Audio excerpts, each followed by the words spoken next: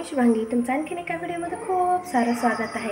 आणि आत्ता वाजलेले 4 वाजून गेलेत, म्हणजे आरूला क्लासला सोडलं आणि त्यानंतर आलेले आहे आता मी घरी। तर आत्ता बनवते मी चहा। सध्या ढगाळ वातावरण आहे आणि थोडासा पाऊस पण पडून गेला। आणि आज मी बनवणार आहे खव्यापासून गुलाबजामुन, तर त्याची रेसिपी मी तुमच्यासोबत शेअर करणार आहे। तर इकडे खवा जो आहे तो फ्रीजमधून जस्ट काढला थोडा वेळ। आता त्यानंतर त्याचे जामुन वगैरे बनवणार। तर इकडे अगोदर चहाला ठेवते। भांडे आहेत सकाळपासूनची धुवून ठेवलेले, आता ते रॅकला पण लावायचे। त्याच्या अगोदर चहा बनवते आणि त्यानंतर जामुन बनवायला घेते। सकाळी स्वयंपाक बनवलेला ती भांडी, त्यानंतर दुपारी जेवण केलेली ती भांडी, ती सर्व जाळीमध्ये मी स्वच्छ धुवून ठेवलेली। त्यानंतर ते आता सर्व रॅकला लावून देते एक एक करून, कारण काहीशा भांड्यामध्ये थोडंसं पाणी राहतं, त्यामुळे कपड्यांनी पुसून वगैरे रॅकला वगैरे लावून दिली। आणि दादा पण इकडे मदत करतोय, त्याला पण आता क्लासला जायचं आहे आणि ध्रुवाचं इकडे मध्ये मध्ये सुरूच आहे। त्यानंतर पाणी वगैरे आहे ते पिण्यासाठी मी हंड्यामध्ये भरून ठेवलं, फिल्टर चालू केलेला आणि इकडे चहा बनवण्यासाठी ठेवलेला। त्यानंतर आज मसाले डब्बा जो होता तो पण मी घासून स्वच्छ केलेला। त्यानंतर जी दसऱ्याची सर्व कामं असतात, साफसफाई, भांडे, कपडे, हे सर्व माझं होऊन गेलं, म्हणजे झालं, कारण सुट्टी होती आरूला आणि त्यानंतर त्याची प्रथम सत्र परीक्षा सुरू झालेली आहे। त्याच्या अगोदरच मी सर्व कामे आटपून घेतली आणि त्यामुळेच मला आता सध्या सर्दी झालेली आहे, आवाज पण थोडासा चेंज झालेला आहे। चहा घेतला आणि त्यानंतर जी चहाची भांडी होती ती सर्व घासून ठेवली आणि इकडे आता मी गुलाबजामुन बनवायला घेतले। दादा क्लासला गेला आणि ध्रुव खेळतोय। तर इकडे मी जामुन बनवण्यासाठी 1 किलो खवा होता, त्यासाठी मी ही वाटी जी आहे पाव किलोचं प्रमाण आहे, अंदाजेच 1 किलोच्या वरती म्हणजे 1.25 किलोच्या आसपास मी साखर घेतली आणि ज्या वाटीने मी साखर घेतलेली तेवढ्या वाटी मी पाणी टाकलेलं आहे। अशाच पद्धतीने मी पाक बनवते। तर मोठं पातेलं घेतलेलं स्टीलचं, त्याच्यामध्ये साखर विरघळायला ठेवली आणि गॅस चालू करून पाक बनवण्यासाठी ठेवून दिला।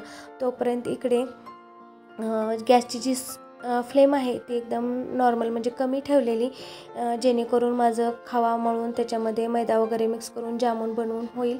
तोपर्यंत तेल पण चांगलं तापून जाईल, तेव्हा मला जामुन पण व्यवस्थित बनवता येतील। या इकडे खवा होता, त्याच्यामध्ये मी अंदाजे म्हणजे हे 1 किलो मैदा होता, तर त्यामध्ये मी अंदाजेच टाकलेलं, म्हणजे जसं म्हणजे खव्यामध्ये मावेल असं म्हणजे मैदा टाकलेला। साधारणतः छटाकवर किंवा छटाकच्या थोडंसं वरती मी मैदा खव्यामध्ये ॲड केला असेल। तर इकडे चांगल्या पद्धतीने खवा मळून घ्यायचा, जेणेकरून जामुन जे आहेत एकदम मस्त होतात आणि पाक आतमध्ये मुरला जातो। छोटीशी गोळी करून बघितली तर मस्त असं तेल पण तापलेलं, तर त्याच्यामध्ये खव्याची गोळी करून घेतली म्हणजे गुलाबजामुन बनवण्यासाठी। तर आणि गॅस जो होता तो एकदम बारीक ठेवलेला, कधी पण जामुन तळताना गॅसची फ्लेम एकदम लो ठेवायची, त्यामुळे गुलाबजामुन आहे ते एकदम व्यवस्थितपणे तळले जातात, आतमध्ये कच्चे वगैरे राहत नाहीत। तर इकडे एक एक करून मी गुलाबजामुनचे जे गोळ्या आहेत त्या बनवून घेते आणि पाक जो आहे तो तिकडे शिजत होता। आणखीन मला जसा पाहिजे म्हणजे जामुनसाठी जसा पाक हवा आहे तसा बनला नव्हता, तर तिकडे पाक होतं, इकडे माझ्या गुलाबजामुन जे आहे ते तळायला टाकलेले बघा अशा पद्धतीने। आणि थोडंसं टाकल्यानंतर 1-2 मिनटानंतर त्याला अलगद झाऱ्याच्या साहाय्याने हलवून घ्यायचं।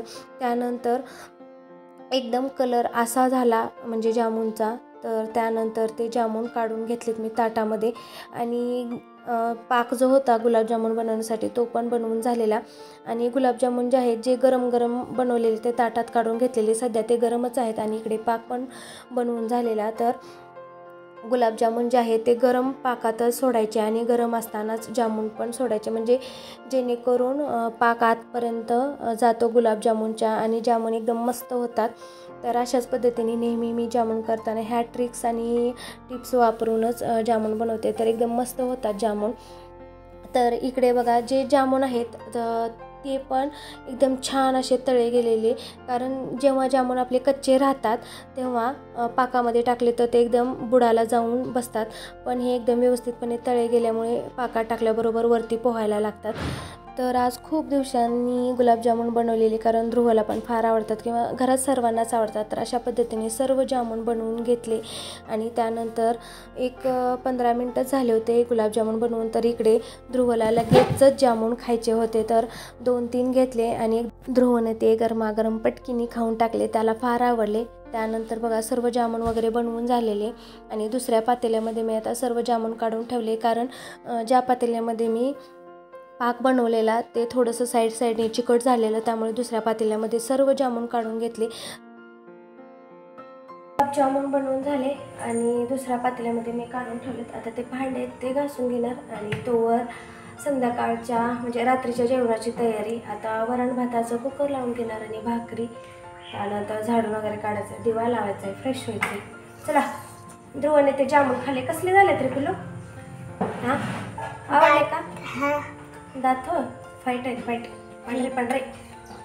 त्यानंतर बघा गुलाबजामुन बनवलेले जी सर्व भांडी होती ती पण मी घासून ठेवली आणि वरण भातासाठी कुकर लावून देते. तर इकडे ध्रुवचं मध्ये काय ते सुरू होतं आणि इकडे जे वरण भातासाठी डाळ तांदूळ आहे ते स्वच्छ धुवून कुकरला मी आता लावून देते, कारण मी आज वरण भात आणि भाकरी बनवणार आहे, कारण सकाळचे 2-3 चपात्या पण शिल्लक होत्या त्यामुळे. तर इकडे साधारणतः 6:30 वाजून गेलेले, तर माझे रात्रीच्या स्वयंपाकाची तयारी सुरू होती. त्यानंतर किचन ओट्यावरती सर्व आवरलं, मी पण थोडंसं आवरलं आणि कपडे वगैरे चेंज केले. त्यानंतर आज झाडू मारण्यासाठी लेट झालेला, सर्व वरच्या रूम वगैरे झाडून घेतल्या, हॉल बेडरूम झाडलं, आता किचन झाडून घेते. आणि रोज संध्याकाळच्या टायमिंगला हे माझं रुटीनच असतं. त्यानंतर हे पण आलेले आणि आज सध्या पाऊस होता, तर इकडे हे आल्याबरोबर हे हात वगैरे आणि पाय धुतले, लगेच जामून खायला घेतले, कारण ध्रुवने खाल्ले म्हणल्यानंतर खूप छान झाले असं त्याने पप्पाला सांगितलं, त्यामुळे यांनी पण लगेच खायला घेतले. तर वरण भात होता तो शिजून झालेला आणि आता जी डाळ होती त्याला मी फोडणी देणार, म्हणजे तिखट वरण बनवलेलं, कारण सकाळची थोडीशी सपक भाजी होती आणि ध्रुवासाठी थोडंसं घट्ट वरण मी काढून ठेवलेलं सपक. आणि त्यानंतर इकडे तवा ठेवलेला, त्या तव्यावरती मी आता भाकरी बनवून घेते. दादा पण क्लासवरून आलेला आणि 2-3 दिवस झालं म्हणजे सध्या पाऊसच सुरू आहे आणि हा परतीचा पाऊस खूप म्हणजे जोरदार सुरू आहे. रोज संध्याकाळी 4च्या नंतर सुरूच होतो.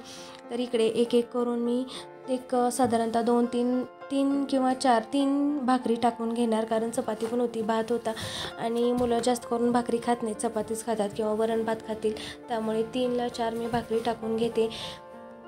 तर दादा जस्ट आत्ताच क्लासवरून आलेला आणि आरू पण साधारणतः 6:30 वाजताच क्लासवरून आलेली. तर सर्व आवरल्यानंतर जेवण वगैरे करून घेणार आहोत. तर इकडे ध्रुव सारखं पाणी खेळत होता, त्यामुळे मी त्याला पाणी खेळू नको यामुळे ओरडत होते आणि कुणाला काय जेवायला वाढायचं ते विचारत होते, कारण सकाळच्या पण 2-3 चपात्या वरण भात होता आणि पोरांना पण म्हणजे दादा, आरू आणि ध्रुवाला पण भूक लागलेली. सो आता आमचे जेवण वगैरे करून झाले बाहेर आणि पाऊस थोडा थांबला, नाही तर पाऊस तर खूप चालू आहे. ध्रुव इकडे खेळतोय. ध्रुवाचं चला भांडे वगैरे भिजलात का?